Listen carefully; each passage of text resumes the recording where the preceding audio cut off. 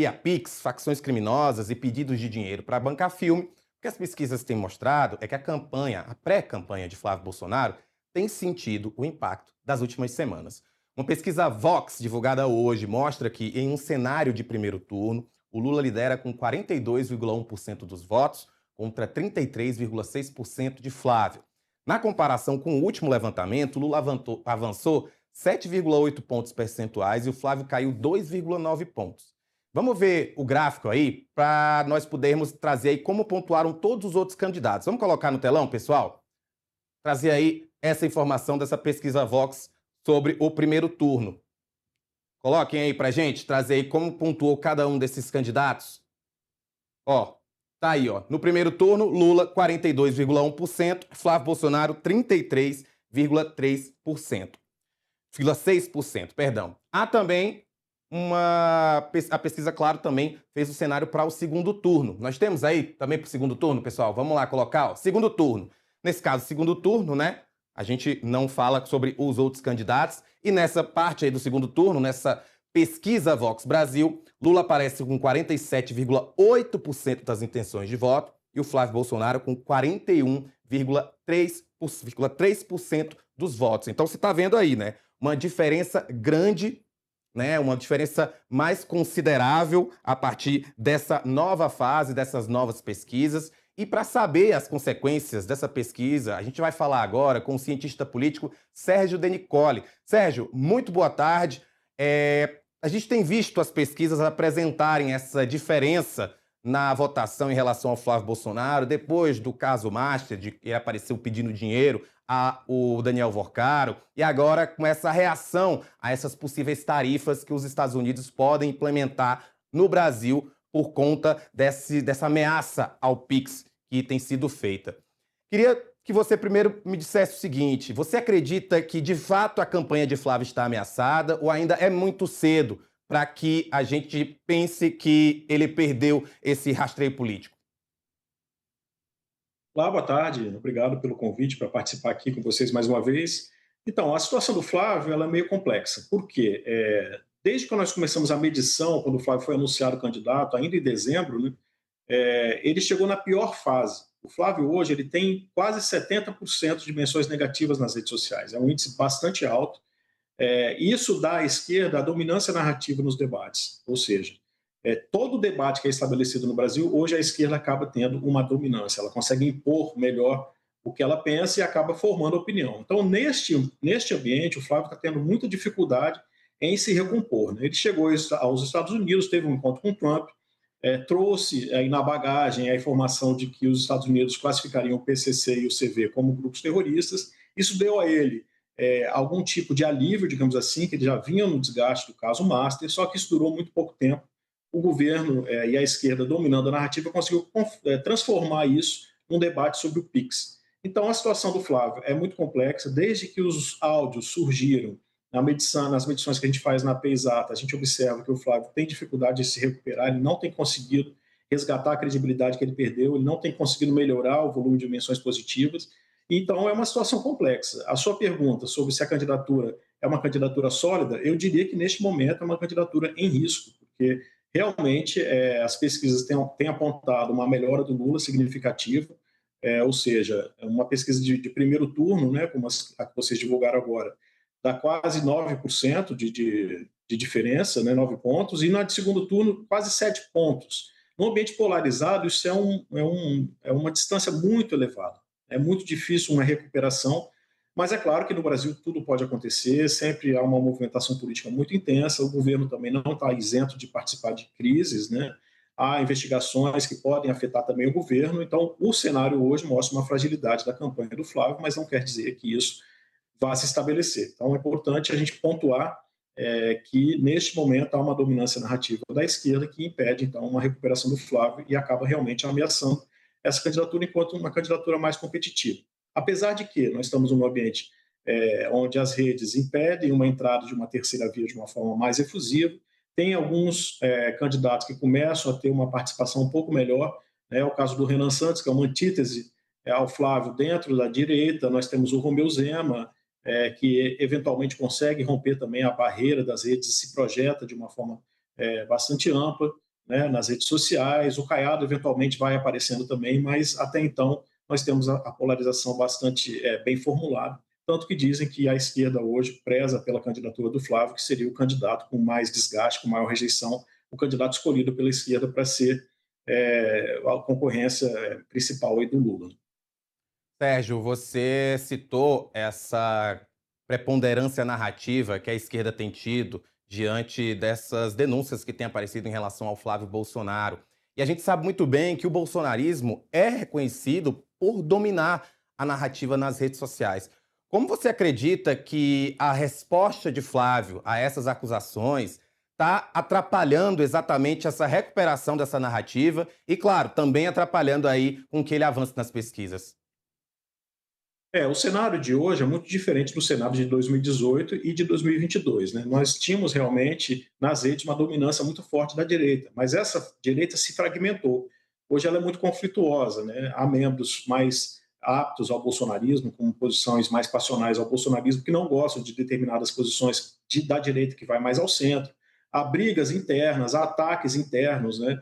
É, Podemos citar, inclusive, dentro da própria família Bolsonaro. Nós não temos um envolvimento muito amplo da Michelle Bolsonaro, e ela é criticada por parte da direita.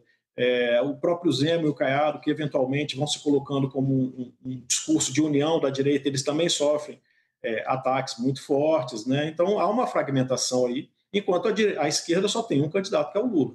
Isso tem facilitado essa dominância narrativa. Então, a esquerda ela fala em tom uníssono, ou seja, é colocada uma pauta e a esquerda inteira fala da mesma forma, com os mesmos argumentos, que era uma lógica muito própria do bolsonarismo, principalmente em 2018 e 2022. Houve um equilíbrio maior, mas neste momento a gente vê a esquerda muito mais organizada e muito mais unida nas redes do que a direita, que realmente está brigando internamente e acaba prejudicando, então, essa dominância narrativa. Além do que, quando nós temos um candidato como o Flávio, que chega a um percentual de quase 70% de menções negativas na rede, fica muito mais complexo que grupos políticos determinem narrativas de apoio. Então, muitas vezes, a liderança se recolhe, prefere não optar, não opinar, não falar algo em defesa do candidato, esperando que haja uma melhora.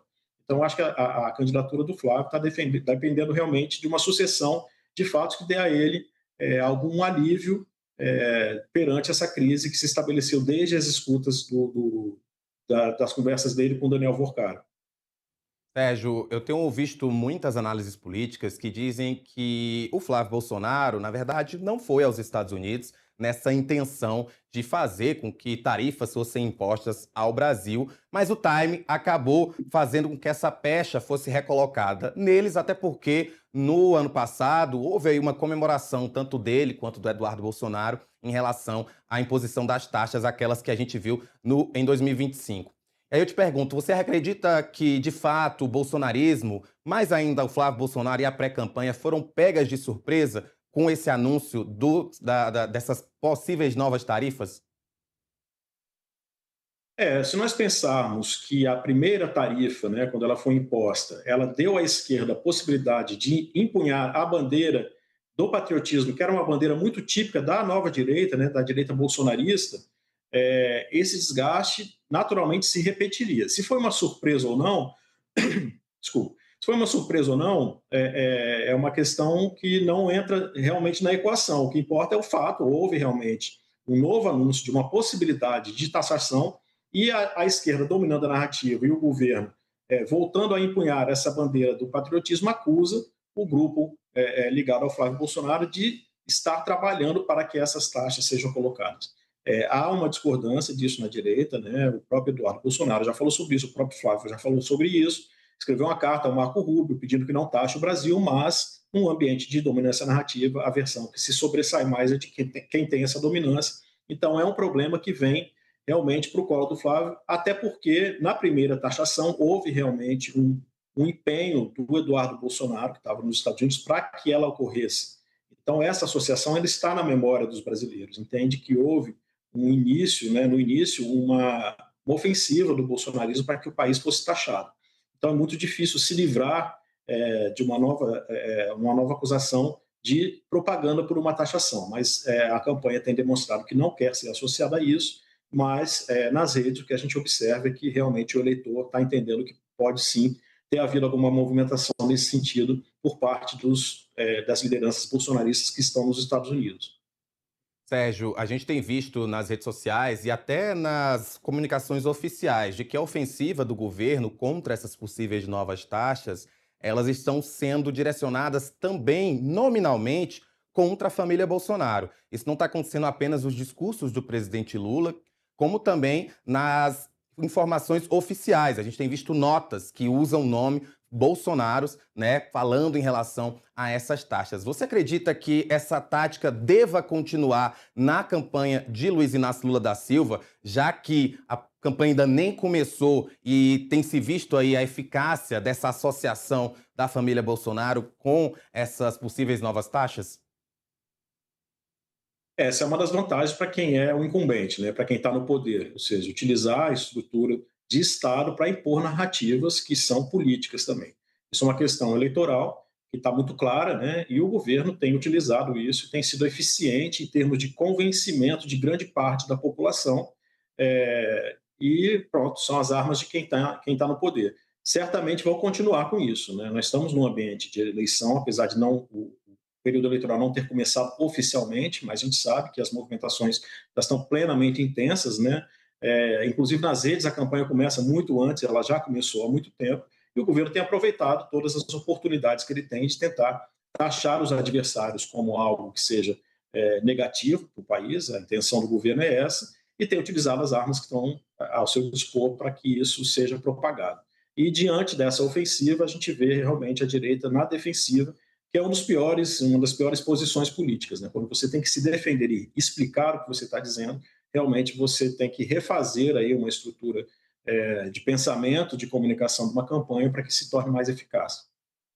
E Sérgio, só para a gente finalizar, você acredita que essa viagem de Flávio Bolsonaro até os Estados Unidos, que teve muito ali como uma tentativa de fazer com que a opinião pública esquecesse um pouco essas ligações dele com Daniel Vorcaro, ela teve alguma vantagem, independentemente do fato de que o Brasil pode acabar sendo taxado novamente? Olha, inicialmente sim, né? Houve realmente um novo discurso, né? O Lula teve uma queda nos dados que a gente apura aqui, em termos de menções negativas aumentaram por conta das declarações que ele deu depois que o PCC e o CV foram classificados como terroristas pelos Estados Unidos. Isso acabou prejudicando, de certa forma, o Lula, desviou um pouco o foco que estava muito centrado na questão do Daniel Vorcaro e do diálogo que ele teve com o Flávio Bolsonaro. Então, houve um alívio inicial, digamos assim. Depois, os desdobramentos acabaram sendo utilizados pelo governo contra a família Bolsonaro. Então, neste momento, eu acredito que se o Flávio pudesse voltar no tempo, talvez não tivesse feito esse encontro aí com o Trump. Sérgio, muito obrigado por tirar um tempinho da tua sexta para conversar conosco. E, claro, fica à vontade para voltar sempre, até porque de política e de eleições a gente fala todo dia aqui. Muito obrigado, sempre um prazer falar com vocês.